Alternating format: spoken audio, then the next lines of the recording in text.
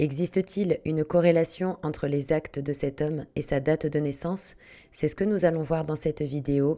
Bienvenue sur Tarot Vivant. P. Diddy est né le 4 novembre 1969. À partir de sa date de naissance, j'ai procédé à des calculs très simples qui m'ont permis de définir son référentiel de naissance. Voici donc le thème de P. Diddy grâce au tarot de Marseille et à sa date de naissance. On va rentrer tout de suite dans le vif du sujet. Vous verrez qu'il y a 3 fois la même arcane, à savoir l'arcane 15, l'arcane le diable. Donc elle est en haut en rétroaction numéro 3. Elle est dans la maison 6 qui est la lignée dharmique, ce qui est prévu pour l'individu, le potentiel. Et on l'a tout en bas en cœur de référentiel qui symbolise la problématique et la synthèse. On retrouve donc avec cette boucle, avec le diable, quelques traits de personnalité. Alors, ça peut tout à fait lui correspondre, on n'est pas là pour établir une vérité, mais pour apporter une vision subjective. Avec une boucle de diable dans un référentiel de naissance, voilà les caractéristiques qui peuvent en découler.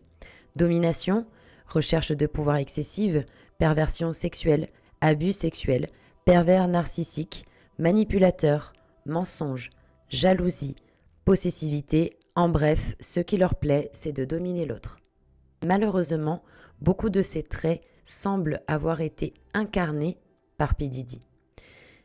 Pour ne citer entre autres que son ex-compagne Cassie, qui a été traumatisée d'ailleurs parce qu'elle a vécu avec lui, notamment sur sa volonté de domination, sa jalousie, le côté possessif, mais il l'a fait aussi vivre à tout un tas de personnes. C'est-à-dire qu'il a incarné le diable dans sa pire dimension.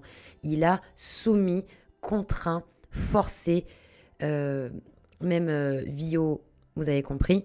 Donc il y a vraiment cette idée d'agression avec une forme d'emprise. On le voit là, regardez dans son cœur de référentiel en bas, il y a le diable. Au-dessus, on a l'ermite et l'amoureux.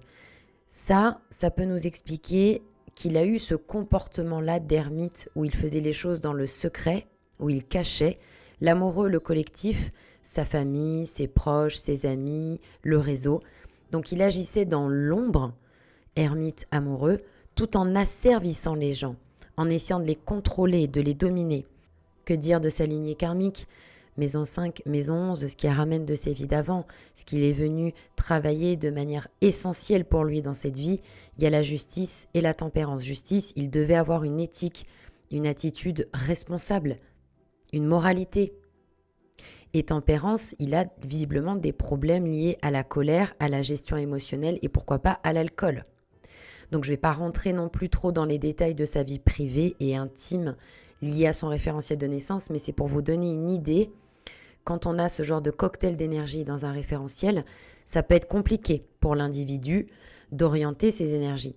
C'est pour ça que ça peut être intéressant de comprendre qu'est-ce que c'est que le référentiel de naissance, quel est mon référentiel de naissance, où est-ce que je vais.